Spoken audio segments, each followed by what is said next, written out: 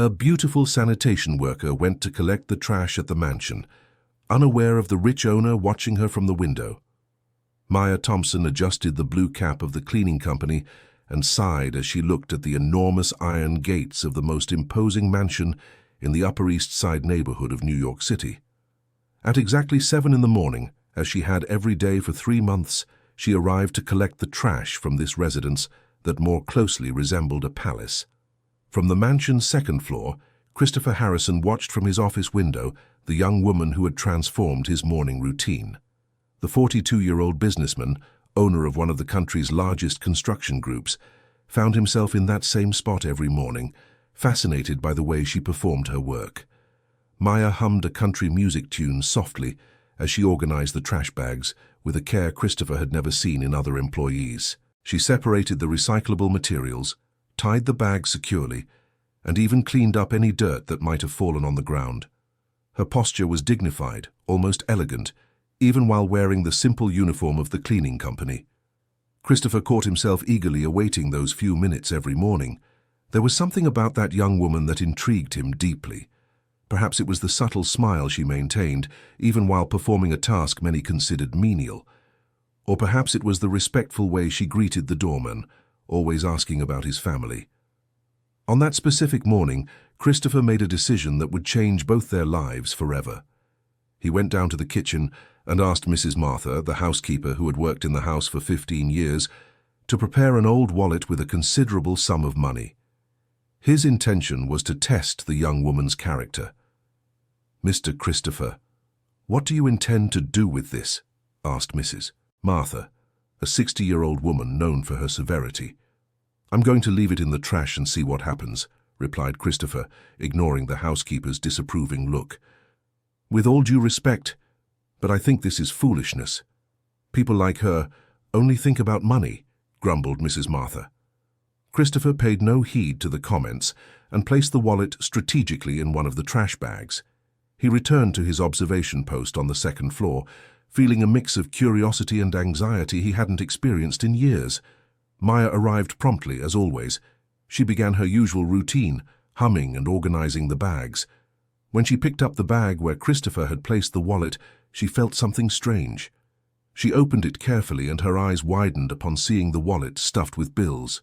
Christopher watched her every move, every expression that crossed her face. Maya looked around, as if checking if anyone was watching. For a moment, Christopher felt his heart race, fearing his suspicions about her honesty might be wrong. But Maya closed the trash bag, finished her work, and walked directly to the mansion's gatehouse. Christopher rushed down the stairs, wanting to hear the conversation. "Mr. George, please, can you ring the bell?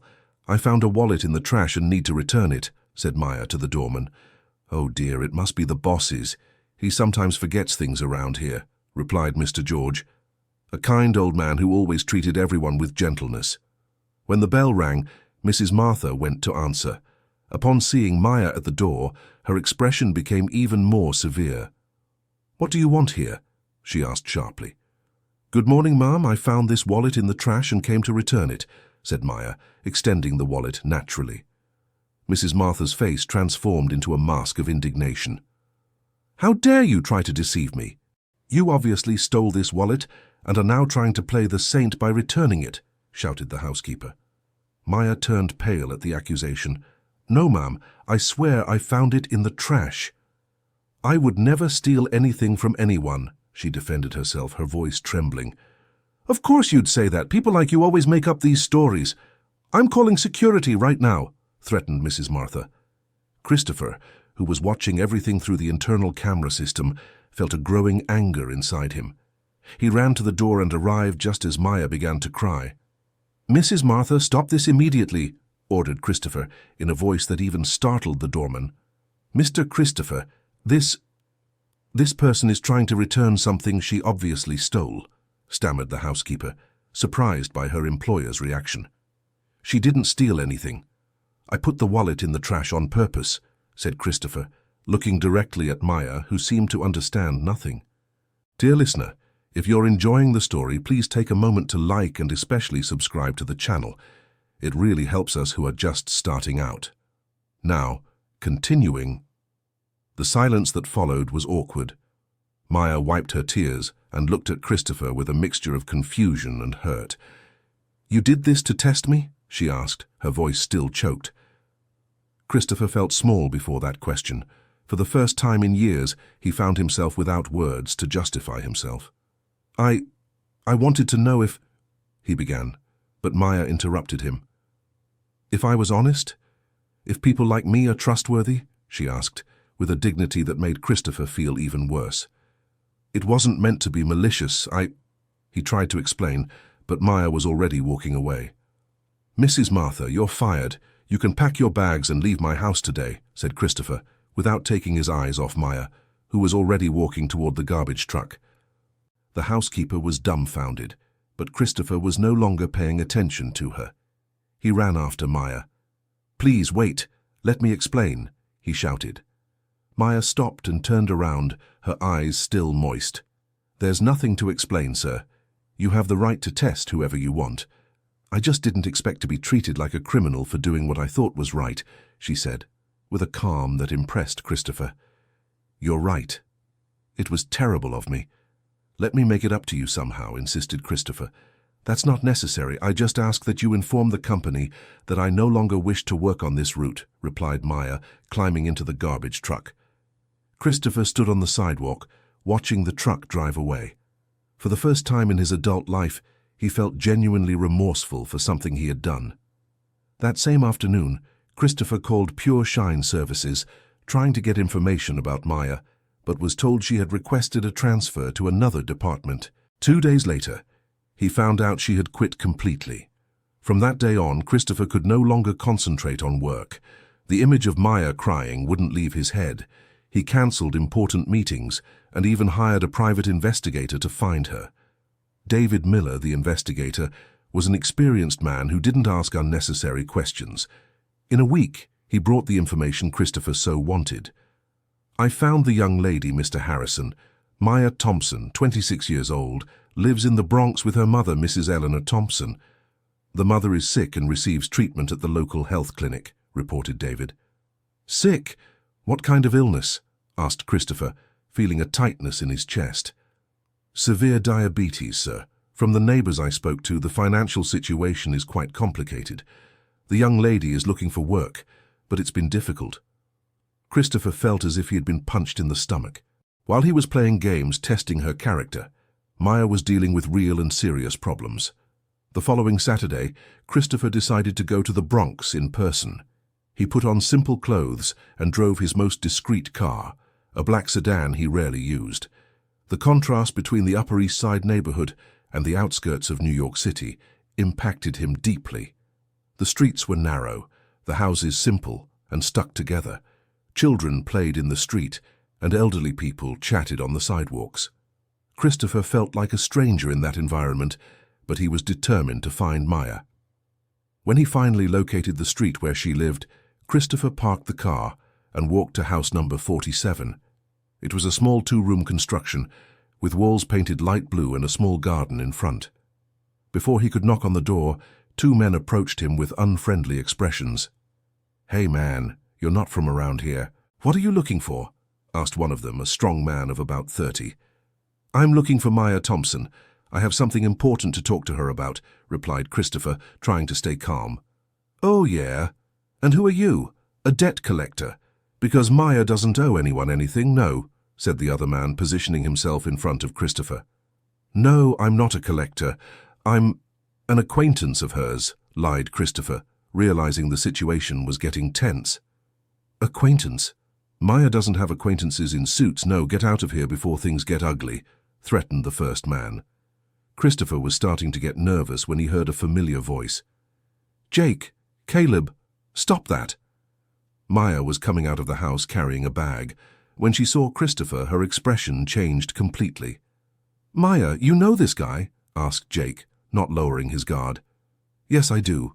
You can leave it. I'll talk to him," she said, in a tone that showed no enthusiasm. The 2 men reluctantly stepped away, but continued watching from a distance. Maya approached Christopher wearing the same blue uniform she used at work, only now it was washed and carefully ironed. "What are you doing here?" she asked, without beating around the bush. "I came to apologize in person. "And to see how you are," replied Christopher, noticing how tired she looked. "You already apologized that day." "As for how I am, that's not your problem," said Maya, adjusting the strap of the bag on her shoulder. "I heard your mother is sick. I'd like to help," insisted Christopher. Maya's face hardened. "I don't need your pity, sir. My mother and I have always managed on our own, and will continue to do so," she replied, starting to walk toward the main street. Christopher followed her. "It's not pity, it's responsibility. I feel guilty for what happened," he said. Maya stopped abruptly and turned to him. "Guilty? You should feel guilty, all right, but not for what you think. You feel guilty because you discovered that poor people have feelings too, because you saw that your rich boy games hurt real people." The words came out with an intensity that surprised even Christopher. "You're right. I was insensitive and prejudiced," he admitted. "Yes, you were. And now you want to clear your conscience by helping the poor little thing?" "It doesn't work like that, no, sir. Dignity can't be bought," said Maya, resuming her walk. Christopher followed her in silence for a few meters. They arrived at a small pharmacy where Maya went in. Christopher waited outside, watching the street activity. Children ran between the houses, women chatted animatedly, and men played dominoes on the sidewalk. It was a world completely different from his, but it had a humanity he rarely found in his social circle. When Maya came out of the pharmacy, carrying a bag with medicine, Christopher approached again. "Please give me a chance to show I'm not just another arrogant rich guy," he asked. Maya looked him in the eyes for the first time since they arrived at the pharmacy. "And what are you then?" she asked, with genuine curiosity. Christopher thought for a moment before answering. "Honestly, I don't know. I always thought I knew, but after meeting you, I've been questioning a lot about myself," he replied, with a sincerity that surprised them both. Maya studied his face for a few seconds. "My mother always says we should judge people by their actions, not their words. Do you want to prove something? Then prove it. But not with money," she said. "How then?" asked Christopher, genuinely interested. "I don't know, that's for you to figure out," replied Maya, starting to walk back home. Christopher stood still in the middle of the street, watching her walk away. For the first time in years, he had a goal that didn't involve money or business. During the following days, Christopher couldn't stop thinking about the conversation with Maya. He cancelled trips, delegated meetings to subordinates, and spent hours reflecting on how he could prove his sincerity without using money. That's when he had an idea. If Maya had lost her job because of him, he could help her find another one, but discreetly. Christopher used his contacts to find out that the supermarket in the area where Maya lived was in need of staff. However, instead of using his influence directly, Christopher went undercover. He put on simple clothes, an old cap, and personally went to the supermarket, pretending to be someone who knew a hard-working young woman looking for a job. The manager, Mr. Arthur, was a man in his 50s who immediately took a liking to Christopher. "Look, I really do need good people. If you vouch that she's a hard worker, you can have her come here tomorrow," said Mr. Arthur. Christopher left the supermarket feeling satisfied. Now he needed to find a way to communicate the opportunity to Maya without revealing his involvement. He decided to write an anonymous letter, informing her about the vacancy at the supermarket. He asked David, the investigator, to discreetly deliver the letter to Maya's house. 2 days later, Christopher found out that Maya had gotten the job. He felt a disproportionate joy, as if he had landed the biggest contract of his career. But Christopher didn't stop there. He started frequenting the supermarket as a regular customer, always careful not to be too obvious. He bought basic items and tried to go through the checkout where Maya was working. Dear listener, if you're enjoying the story, please take a moment to like and especially subscribe to the channel. It really helps us who are just starting out. Now continuing. The first few times, Maya served him professionally, without showing any sign of recognizing him. Christopher even thought she really hadn't identified him, but on the 4th time he appeared at the supermarket, Maya looked directly at him. "Can I speak with you after my shift?" she asked, scanning his groceries. Christopher felt his heart race. "Sure, where?" he replied, trying to sound casual. "In the square out front at 6 o'clock, she said, handing him his change. Christopher spent the rest of the afternoon anxious. At 6 o'clock sharp, he was in the square, sitting on a bench under a tree. The place was simple but well kept, with some children playing and elderly people chatting. Maya arrived a few minutes later, still wearing her supermarket uniform. She sat on the same bench, but kept a respectful distance. "I know it was you," she said, without beating around the bush. "What was me?" Christopher tried to play dumb. "The job. I don't believe in coincidences like that," she said, looking at him. Christopher sighed. "How did you figure it out?" he asked, giving up the pretense. "Mr. Arthur said a well-dressed but somewhat awkward young man showed up recommending a hard-working girl. The description fit you trying to go undercover perfectly," said Maya, with a small smile on her lips. Christopher couldn't help but laugh at the situation. "Was I that obvious?" he asked. "A lot, but thank you," she said sincerely. "You don't need to thank me. It's the least I can do," replied Christopher. They sat in silence for a few minutes, watching the children play in the square. "Can I ask you something?" said Maya. "Of course." "Why did you do that? The test with the wallet?" she asked. Christopher thought carefully before answering. "Because I've gotten used to distrusting everyone. In my world, people usually get close out of self-interest. When I saw you working, something in me wanted to believe that genuine people still existed, but my skeptical nature spoke louder," he explained. "And now, do you still think there are only self-interested people?" asked Maya. "No, you proved me wrong, not just by returning the wallet, but by how you reacted when you found out about the test. A self-interested person would have pretended to be indignant, but accepted my offer of compensation. You showed me that dignity is worth more than money," said Christopher, looking into her eyes.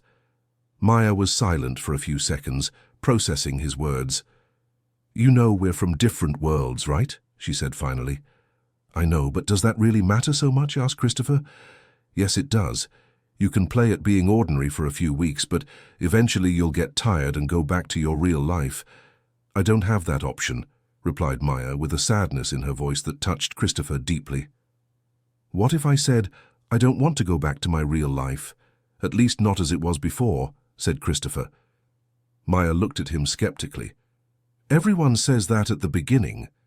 But when the novelty wears off," she said, leaving the sentence hanging. "You're right not to trust me. I'll have to prove that this is different," said Christopher, rising from the bench. "And how do you plan to do that?" asked Maya. "I don't know yet, but I'll figure it out," he replied, with a determination that made Maya believe he might be serious. In the following days, Christopher began to rethink his entire life. He had always prided himself on being a self-made man, but now he realized he had lost touch with his humble origins. His father had been a construction worker and his mother a housekeeper. They had sacrificed so he could study and build the empire he had today. Christopher decided it was time to reconnect with that part of himself.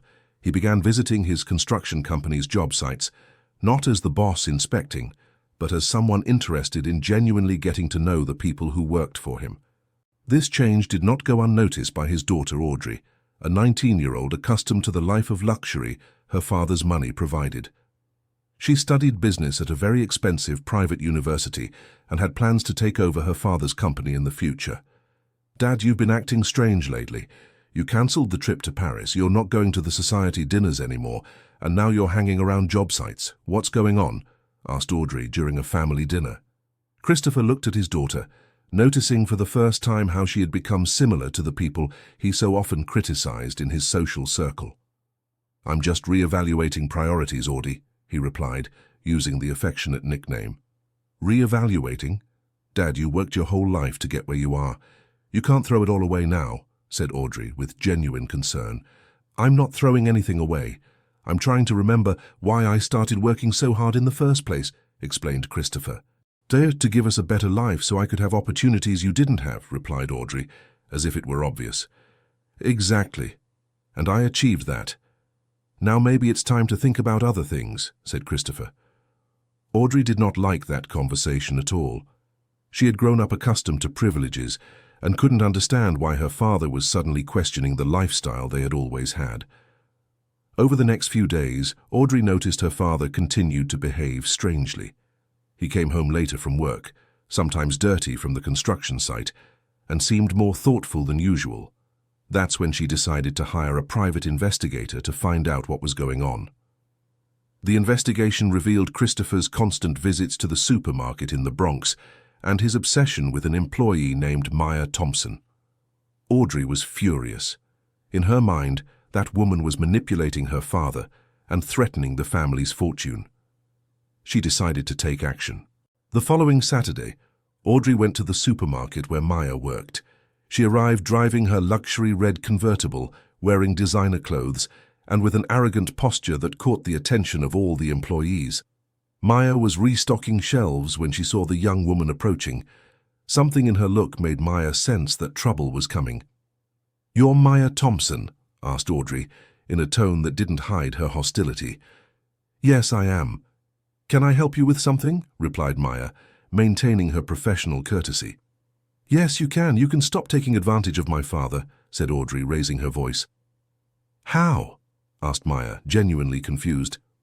"Don't play dumb. I know you're manipulating my father, the businessman Christopher Harrison. I know he comes here constantly because of you," accused Audrey. Maya felt the blood rush to her head. Other employees and customers began to pay attention to the argument. "I am not manipulating anyone. I don't even really know why your father comes here," Maya defended herself.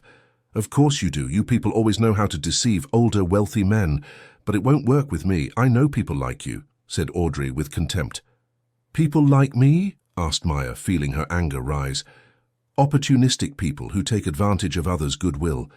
But you can forget about it, because my father is not going to leave everything for a—" Audrey stopped before finishing the sentence, but the damage was already done. Maya took a deep breath, trying to maintain her composure. "Listen here, young lady. I don't know what kind of upbringing you had, but I'm going to teach you something your parents forgot. Respect. No matter how much money your family has, it doesn't give you the right to come here and humiliate me," said Maya, with a firmness that even impressed Audrey. "I will not accept that began Audrey, but was interrupted.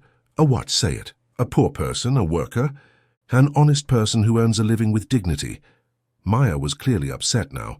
The argument had drawn the attention of the entire supermarket. Customers stopped their shopping to watch, and employees approached with concern. Mr. Arthur, the manager, appeared quickly. "What's the problem here?" he asked, looking from one to the other. "There's no problem. This young lady was just leaving," said Maya, staring at Audrey. "I haven't left yet," retorted Audrey. "Then it's time to leave. My employee is working and you are disturbing her," said Mr. Arthur, taking Maya's side. Audrey turned red with anger, but realized she had lost control of the situation. She left the supermarket making a scene, but not before issuing a final ultimatum. "This isn't over. You'll see what happens to people who mess with my family," she shouted. After Audrey left, Maya tried to get back to work, but she was visibly shaken. Her co-workers surrounded her, offering support and water. "What a rude girl," commented Mrs. Rose, an older colleague. "Rich people think they can humiliate anyone they want." "Take it easy, Maya. No one here believed that nonsense she was saying," said Joey, the stock boy. Mr. Arthur approached Maya. "Are you okay? Do you want to go home early today?" he asked, concerned. "No, Mr. Arthur. I'm fine. Just give me a few minutes to pull myself together," replied Maya, trying to smile. But inside, she was devastated, not by the humiliation itself, but because she now understood that any kind of relationship with Christopher would bring consequences she wasn't prepared to face. That night, when Audrey arrived home, she found her father in the office reviewing contracts. "Dad, we need to talk," she said, entering without knocking. "Of course, Audie. What is it?" asked Christopher, looking up from the papers. "I found out about your obsession with that woman," said Audrey, without beating around the bush. Christopher felt his blood run cold. "What woman?" He tried to play dumb. "The cashier at the supermarket in the Bronx, Maya Thompson," said Audrey, watching her father's reaction. Christopher closed the contracts and looked directly at his daughter. "What did you do, Audrey?" he asked, in a tone she rarely heard. "I went to talk to her. Someone had to protect our family," replied Audrey, trying to sound justified. "Talk? Or humiliate?" asked Christopher, rising from his chair. "Dad, She's taking advantage of you. Can't you see she's a gold digger? Insisted Audrey. The only gold digger I see here is you, said Christopher, with a coldness that made Audrey step back. How can you talk to me like that? I'm your daughter, she protested. That's exactly why I'm talking. Audrey, I raised you to be a better person than this. Where did you learn to treat people with such contempt? Asked Christopher. I learned by watching you. You've always said we had to protect ourselves, that people always want something from us, retorted Audrey. Christopher felt as if he'd been punched. Audrey was right. He had spent years teaching his daughter to distrust everyone, to protect herself behind walls of money and status. You're right, he admitted, surprising Audrey. I taught you that. But I was wrong. I don't want you to be like I've been all these years. Dad, that woman has changed you. And not for the better, said Audrey with tears in her eyes. Yes, she has, Audie. She showed me that there are still good people in the world. People who value honesty and dignity more than money, explained Christopher. And our family, our fortune, everything we've built, asked Audrey. It will still be here, but maybe it's time we used our wealth for something more meaningful than buying expensive things, replied Christopher. Audrey left the office crying, feeling as if she had lost her father. Christopher was left alone, knowing he needed to talk to Maya urgently. The next day, Christopher went to the supermarket earlier than usual. Maya was organizing the produce section, but her expression changed completely when she saw him. We need to talk, he said, approaching. We have nothing to talk about, she replied without looking at him. I found out about yesterday, about my daughter, insisted Christopher. Oh, you found out? And what did you come to do? Apologize for her too, asked Maya bitterly. I came to ask for forgiveness and explain that I didn't know anything, said Christopher. It doesn't matter if you knew or not. The result is the same, said Maya, continuing to organize the produce. Maya, please look at me, pleaded Christopher. She stopped what she was doing and faced him. Christopher could see she had been crying. Your daughter made it very clear what everyone's place is in this story. She's right, said Maya. No, she's not. She was scared and acted on impulse, defended Christopher. Scared of what? That I'd steal the family money? Asked Maya with irony. Scared of losing the father she's always known. Scared of change. But that doesn't justify what she did, explained Christopher. Maya sighed deeply. Christopher, this has to stop. It can't work between us. We really are from different worlds, she said, using his name for the first time. Why can't it work? He asked. Because I don't want to live being seen as the gold digger who manipulated a rich man. Because I don't want my mother to have to hear nasty comments about her daughter. Because I don't want to cause trouble in your family, explained Maya. And what if I say I don't care about any of that? Asked Christopher. But I care, she replied firmly. Christopher was silent for a few seconds. So there's nothing I can do to change your mind? He asked. No, answered Maya, but her voice was less firm. All right, I'll respect your decision, said Christopher, beginning to walk away. Maya watched him leave the supermarket and felt an unexpected pain in her chest. Part of her wanted to run after him, but her rational mind kept her in place. In the following days, Christopher didn't show up at the supermarket anymore. Maya caught herself looking for him among the customers and was disappointed when she realized he wasn't coming. Mr. Arthur noticed she was quieter than usual. Missing your suitor? He asked in a teasing tone. What suitor? Maya pretended. That well-dressed young man who came here every week. He even seemed a bit lost among the shelves, laughed Mr. Arthur. He wasn't my suitor, said Maya. No? Then why do you keep looking at the door every time someone new comes in? Asked Mr. Arthur, with the wisdom of someone who has lived a long life. Maya didn't know how to respond. Meanwhile, Christopher returned to his work routine, but he was clearly different. His employees noticed he was more introspective and less focused on business.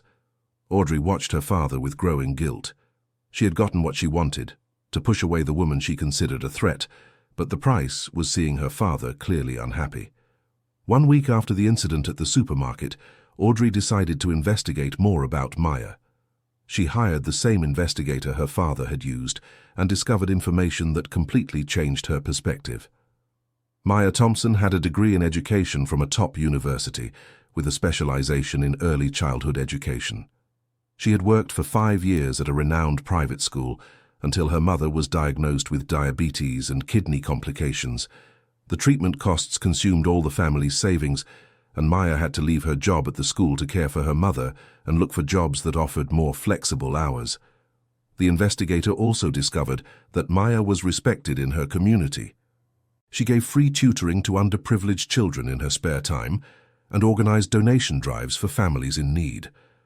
Audrey felt terrible upon learning this information.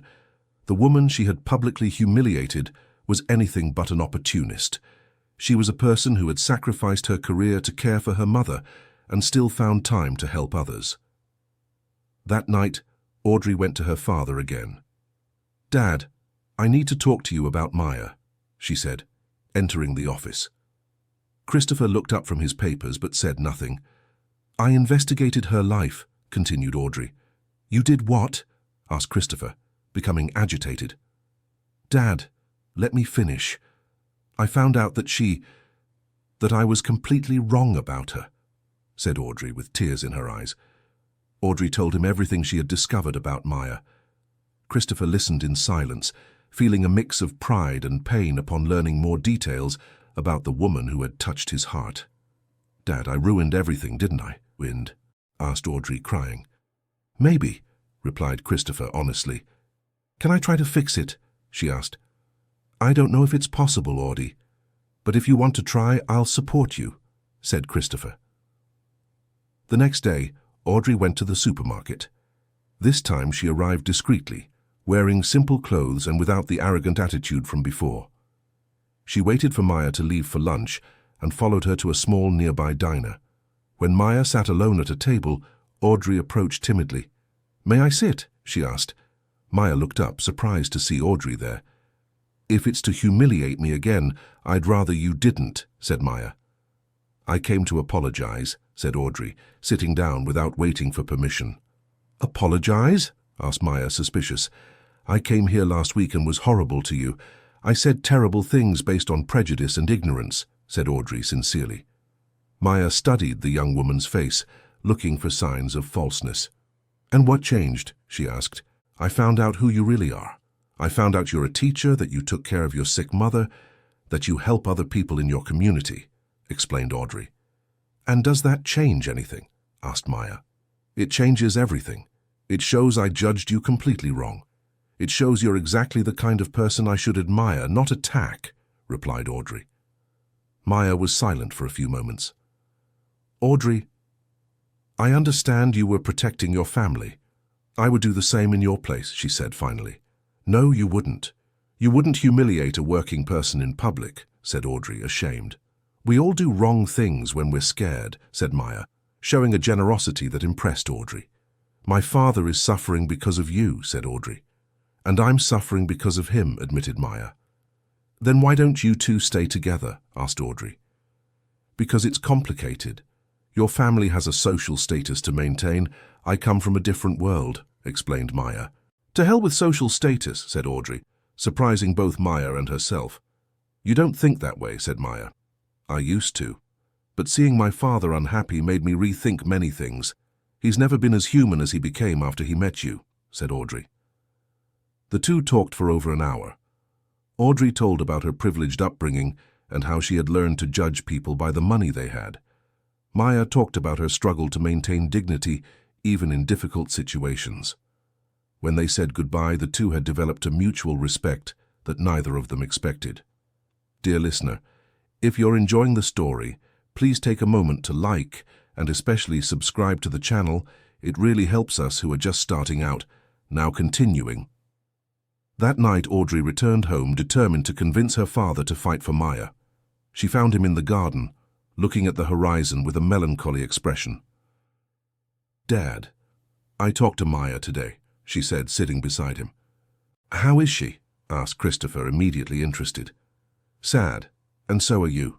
It's ridiculous for two people who like each other to stay apart suffering over nonsense," said Audrey. "It's not nonsense, Audie.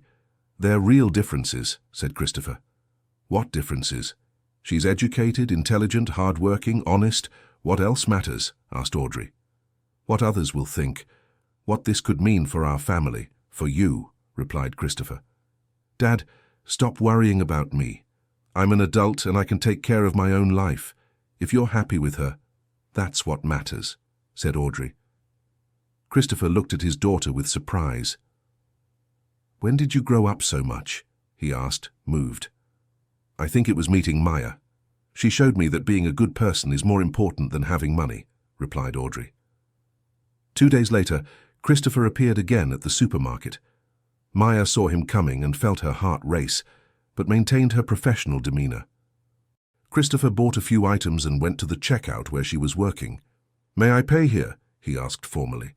"Of course," she replied, scanning the items. "Maya, your daughter came to see me," he said, when there was no one else in line. "I know, she told me," replied Maya, handing him his change. "She said some interesting things," continued Christopher. "Like what?" asked Maya, though she already knew the answer. "That two people who care for each other shouldn't be kept apart by foolishness," said Christopher, looking into her eyes. "And do you agree with her?" asked Maya. "I do. But I need to know if you agree too," said Christopher. Maya was silent for a few seconds, looking at his hands on the counter. "It's very complicated, Christopher," she finally said. "Why?" he asked. "Because I'll never fit into your world," she replied. "What if I said I don't want to live in my world as it was before anymore?" asked Christopher. "What does that mean?" asked Maya. "It means meeting you has made me question everything about my life. It means I'd rather be happy with you than continue being unhappy alone," said Christopher. Maya felt her eyes well up. "Christopher, I don't want you to change your whole life because of me," she said. "You're not changing me. You're helping me get back to who I really am," he explained. "And who are you, really?" she asked. "The son of a construction worker and a housekeeper, someone who worked hard for what he has, but along the way forgot to value the truly important things," replied Christopher.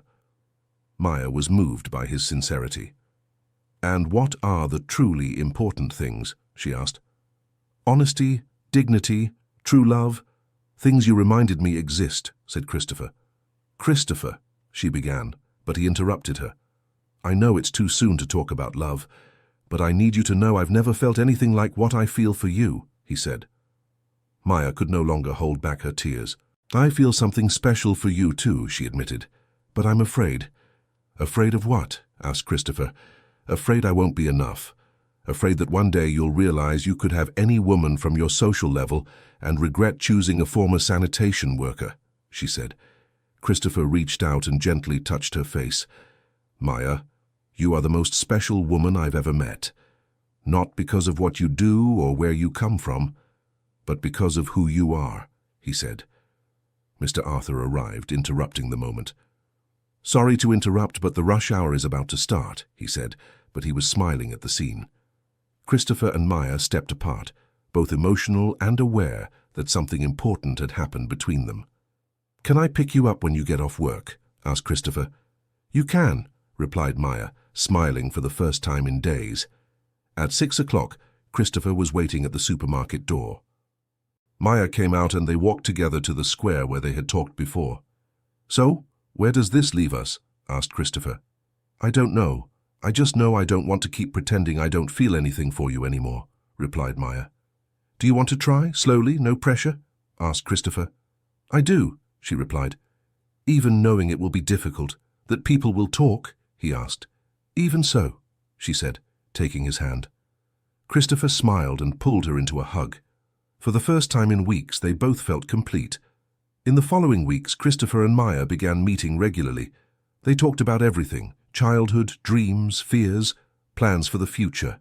Christopher discovered Maya was even smarter and more cultured than he had imagined, while she discovered that behind the cold businessman's armor was a sensitive and generous man. Christopher started visiting Maya's house to meet Mrs. Eleanor Thompson, her mother. The 62-year-old woman was initially suspicious, but soon realized Christopher was genuine in his feelings for her daughter. "Maya, that man really likes you," said Mrs. Eleanor one day, after Christopher had left. "I know, Mom, and I like him too," replied Maya. "Then why are you still afraid?" asked Mrs. Eleanor.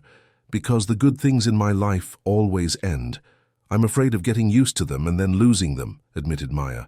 "Honey, Life is full of risks, but the greatest risk is not living for fear of losing, said Mrs. Eleanor, with the wisdom of someone who had already faced many hardships. Meanwhile, Christopher was going through his own transformations. He began to get more directly involved with the workers at his construction sites, learning their stories and needs. He implemented a scholarship program for employees' children and created an emergency medical fund. Audrey watched these changes in her father with growing admiration. She had enrolled in a corporate social responsibility course and started volunteering in community projects. "Dad, I want to get more involved with the company's social projects," she said one day. "Are you sure? It's hard work and not always financially rewarding," warned Christopher. "I'm sure. Maya showed me there are other ways to measure success," replied Audrey. Christopher smiled, proud of the maturity his daughter was showing. But it wasn't all smooth sailing. Christopher and Maya's relationship did not go unnoticed in his social circle. Some business friends made nasty comments, and there were even those who suggested he was going through a midlife crisis. One day, during a business lunch, a fellow businessman made a particularly offensive remark about Maya. Christopher got up from the table and cancelled a multi-million-dollar contract on the spot. "Some values are more important than money," he said, leaving the restaurant. The news spread quickly through the business world. Some respected Christopher's stance, but others began to question him as a business partner. Maya learned about the incident through Audrey, who had overheard her father talking on the phone. "Christopher, you can't sacrifice your business for my sake," she said, worried. "I'm not sacrificing anything, I'm just showing what kind of person I am," he replied. "But if you lose clients," she began, "I'll gain others. And if I don't, I'll still have the most important thing," said Christopher. "What's that?" asked Maya. "The certainty that I did what was right," he replied. 3 months after their first meeting in the park, Christopher decided to officially introduce Maya to his daughter. He organized a dinner at home with Audrey's help. Maya arrived nervous, wearing a simple but elegant dress she had bought especially for the occasion. Christopher's house was even more impressive inside than out, but Audrey greeted her with genuine warmth. "Maya, it's so good to see you," said Audrey, hugging her. "Hi, Audrey, your house is beautiful," said Maya, looking around in admiration. "Thank you, but a house is only beautiful when it has good people in it," replied Audrey, making Maya smile. The dinner unfolded surprisingly naturally. Audrey made sure to include Maya in all the conversations, and even shared funny childhood stories about her father. "Dad, tell Maya about that time you tried to cook and almost set the kitchen on fire," said Audrey, laughing. "Audie, please," protested Christopher, but he was laughing too. "I want to hear it," said Maya, amused. As Christopher told the story, Maya observed the dynamic between father and daughter. It was clear they had a strong relationship, based on love and mutual respect. This eased her fears about causing problems in the family. After dinner, Audrey said goodbye to meet friends, leaving Christopher and Maya alone. "Your daughter is wonderful," said Maya. "She really likes you," replied Christopher. "Actually, I think she likes you more than me sometimes." "That's not true," laughed Maya. "Yes, it is. She said, 'You're the best thing that's happened to me in years,'" said Christopher. "And do you agree?" asked Maya. "I completely agree," he replied, moving closer to her. They kissed for the first time that night, a kiss full of tenderness and unspoken promises. From that moment on, Christopher and Maya made their relationship public. They appeared together at a few social events, causing a stir and various comments, but both were determined not to let others' opinions affect their happiness. Maya continued working at the supermarket, despite Christopher's offers to help her financially. She wanted to maintain her independence and prove she wasn't with him for his money. "Christopher, I need to know I can support myself," she explained. "I understand and respect that. But if you ever want to go back to teaching," he said, "maybe one day. But for now I'm fine where I am," she replied. 6 months after they started dating, an unexpected event tested the strength of their relationship. Christopher's company underwent a tax audit that revealed irregularities committed by employees without his knowledge. Although Christopher wasn't personally responsible, the company had to pay heavy fines, and his reputation was shaken. "Maybe it's better if you distance yourself from me for a while," Christopher said to Maya one night when he was particularly worried. "Why?" she asked. "Because this could affect your reputation too. People already say you're with me for my money. If they now think I'm having financial difficulties," he explained. "Christopher, look at me," said Maya, holding his face. "Do you think I care what people think? Do you think I'm with you for your money?" "No, but," he began. "Then that's it. We'll face this together," she said firmly. The financial crisis lasted 4 months, during which Christopher had to sell some assets to keep the company running. Maya was by his side the entire time, offering emotional support and even practical help, organizing documents and accompanying him to meetings with lawyers. "I never thought I'd see you organizing company paperwork," Christopher joked one day. "And I never thought I'd see you so vulnerable and human," replied Maya. "I like you even more this way." "What do you mean?" he asked. "When you were on top, I always had a little doubt if you really needed me. Now I know you do," she explained. When the crisis finally passed and the company stabilized, Christopher had learned valuable lessons about humility and the value of having genuine people by his side. 1 year after their first meeting, Christopher decided it was time to take the next step. He wanted to ask Maya to marry him, but he knew he had to do it the right way. First, he went to Mrs. Eleanor to ask for her blessing. "Mrs. Eleanor, I'd like to talk about my feelings for Maya," he said, nervous. "Speak, my son," replied the elderly woman kindly.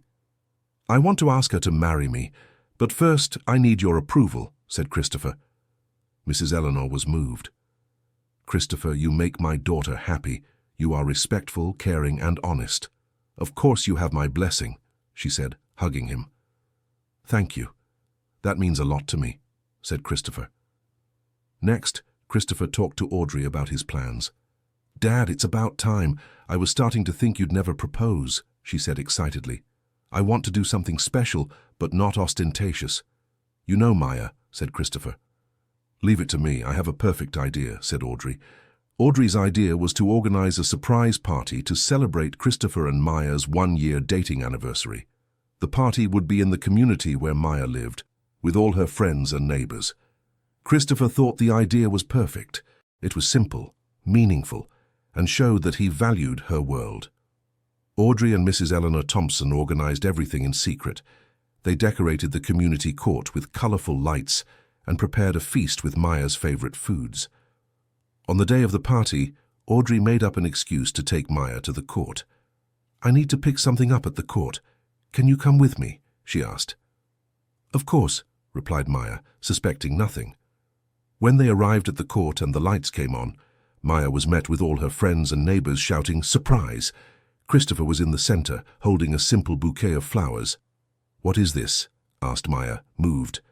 "A party to celebrate our first year together," replied Christopher. The party was beautiful, but Christopher had saved the best part for last. When the music stopped, he climbed onto the small makeshift stage. "Everyone, can I have your attention?" he said into the microphone. The court fell silent. Maya looked at him, not understanding what was happening. "A year ago I met a woman who completely changed my life," began Christopher. "She taught me that true wealth isn't measured in money but in character. That dignity doesn't depend on social status, but on how we treat people." Maya began to get emotional, sensing what was coming next. "Maya Thompson, you made me a better person. By your side, I rediscovered values I had lost and found a happiness I didn't know was possible," continued Christopher, stepping down from the stage and approaching her. When he knelt and pulled a small box from his pocket, Maya covered her face with her hands, crying with emotion. "Will you marry me?" asked Christopher, his voice choked. "Yes," replied Maya, even before seeing the ring. The court erupted in cheers of joy. Mrs. Eleanor cried with happiness. Audrey filmed everything with her phone, and the neighbors applauded and celebrated, as if it were an achievement for the entire community. The ring Christopher had chosen was simple but elegant. It wasn't the biggest or the most expensive he could have bought, but it had been chosen with care to match Maya's personality. "It's beautiful," she said, admiring the ring. "Not as beautiful as you," replied Christopher, kissing her amid everyone's applause. The party continued into the early hours. Christopher Lyne danced with Mrs. Eleanor, played dominoes with Maya's neighbors, and even tried bourbon cocktails made by Mrs. Rose from the supermarket. "I've never seen you so happy," Audrey said to her father. "Because I've never been so happy," replied Christopher, watching Maya dance with the children from the community. The wedding was set for 6 months later. Maya wanted something simple, but Christopher insisted she deserved a beautiful celebration. They reached a compromise, a traditional religious ceremony followed by a party that mixed elegance with simplicity. The chosen church was in the neighborhood where Maya grew up, a small colonial building that had special meaning for her family. Father Michael, who had baptized Maya, was honored to officiate the wedding. For the dress, Audrey insisted on taking Maya to the best stores in New York City. Initially, Maya resisted, but ended up getting swept up in the young woman's excitement. "Try this one," said Audrey, showing an elegant but not ostentatious dress. "It's too expensive, Audrey," said Maya, looking at the price tag. "It's my wedding gift to you, and I won't take no for an answer," said Audrey firmly. When Maya tried on the dress, they were both moved. It was perfect, elegant without being over the top, sophisticated but without losing the simplicity that was characteristic of her. "You look beautiful," said Audrey, tears in her eyes. "Thank you for everything, for accepting me, for supporting your father, for becoming a friend," said Maya, hugging the young woman. "Thank you for making my father a better person, and for teaching me what really matters in life," Audrey replied. The wedding preparations brought the two women even closer. They spent weeks choosing decorations, the menu, and music together. Audrey proved to be a natural organizer, while Maya contributed with creativity and good taste. "I think we've lost the groom," Audrey joked one day, when Christopher complained that they were deciding everything without consulting him. "You two understand each other better than I understand either of you," laughed Christopher. "That's because we're smart women," Maya replied, giving him a kiss on the cheek. A week before the wedding, an unexpected event nearly ruined everything. Mrs. Eleanor Thompson fell ill and was hospitalized with a diabetic crisis. The doctor said she was stable, but needed to be kept under observation. "Let's postpone the wedding," Maya said to Christopher. "We will do no such thing," said Mrs. Eleanor from her hospital bed. "I've waited far too long to see my daughter happy." "But, Mom, you need to be there," insisted Maya. "I will be, even if it's in a wheelchair," said Mrs. Eleanor, with the determination Maya had inherited from her. The doctors released Mrs. Eleanor on the eve of the wedding, on the condition that she take all necessary precautions. Audrey arranged for a nurse to accompany the elderly woman throughout the entire ceremony. The wedding day dawned sunny. Maya woke up at her mother's house, where she had been spending her last days as a single woman. Her friends arrived early to help her get ready. "I can't believe our Maya is marrying a millionaire," said Jenna, a childhood friend. "I'm not marrying a millionaire, I'm marrying Christopher," Maya corrected. "Right, the money is just a detail," laughed Sarah, another friend. When Maya finished getting ready, they were all moved. She was truly beautiful, but more than that, she was radiant with happiness. Across town, Christopher was getting ready at home with Audrey's help. "Nervous?" she asked, straightening her father's tie. "A little," Christopher admitted. "Why? You're sure about what you're doing, aren't you?" asked Audrey. "Absolutely. It's the first time in my life something is perfect. I'm afraid I'll ruin it," confessed Christopher. "Dad, you're not going to ruin anything. Maya loves you just the way you are. And so do I," said Audrey, smoothing the lapel of his suit. The ceremony was scheduled for 4 in the afternoon. The small church was packed, with an interesting mix of guests, businessmen in suits and Maya's neighbors in their best clothes, all there to celebrate love. When the wedding march began to play, Christopher felt his heart race. Audrey, who was to be the maid of honor, entered first, followed by Mrs. Eleanor in a wheelchair pushed by Mr. George, Christopher's former doorman. And then Maya appeared. She came alone as she had requested, but with a smile that lit up the entire church. Christopher had to hold back tears as he saw her walking toward him. "My God, she's so beautiful," he murmured. When Maya reached the altar, Christopher extended his hand to her. "Ready?" he asked softly. "More than ready," she replied. The ceremony was moving. Father Michael gave a beautiful sermon about true love, using Christopher and Maya as an example of how love overcomes social barriers. You teach us that true love knows no boundaries of social class, age, or background. You show us that when two people truly love each other, everything else becomes secondary, said the priest. When it came time for the vows, Christopher and Maya had decided to write their own. Christopher was the first. Maya, you taught me that being rich isn't about having a lot of money, but having a heart full of love. You showed me that greatness isn't measured in wealth, but in character. I promise to love you, respect you, and honor you every day of my life. I promise never to forget the lessons you taught me about humility and dignity. And I promise to build with you a life based on true love, not on appearances. Maya was crying when it was her turn. Christopher, you showed me that not every wealthy person is the same, that good people exist everywhere. You taught me that I can dream big without losing my essence. I promise to love you in wealth and in poverty, in health and in sickness, in joy and in sorrow. I promise to be your partner, your friend, and your confidant, and I promise never to let the world change us, that we remain the people who fell in love with each other. When the priest declared them husband and wife, the church erupted in applause. Christopher kissed Maya with all the passion he felt, and she responded with equal intensity. The reception was held in the event hall of an elegant hotel, but decorated with simplicity and good taste. The mix of guests created a unique atmosphere, where business executives chatted animatedly with sanitation workers and housekeepers. I've never seen such a fun wedding reception, commented one of Christopher's business colleagues. That's because it's a celebration of true love, replied Mr. Arthur, who had been the guest of honor. Christopher and Maya opened the dance floor with a simple waltz, but one full of meaning. During the song, they whispered to each other. We did it, said Christopher. Did what? Asked Maya. Prove that true love exists, he replied. And now? She asked. Now we live happily ever after, said Christopher, spinning her on the floor. The party lasted late into the night, with everyone dancing and having fun. Mrs. Eleanor, even in her wheelchair, was one of the most spirited, dancing with Christopher and moving everyone. During the bouquet toss, Maya threw the flowers directly to Audrey, who blushed but smiled. Your turn will come, shouted Maya. First let me finish college, replied Audrey, laughing. At the end of the night, when the newlyweds said goodbye to leave for their honeymoon, everyone was moved and happy. It had been a celebration of love that no one would forget. End of story.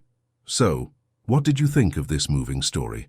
Were you able to feel all the emotion of the true love between Maya and Christopher? Leave in the comments which part touched your heart the most, and if you know any similar story in real life.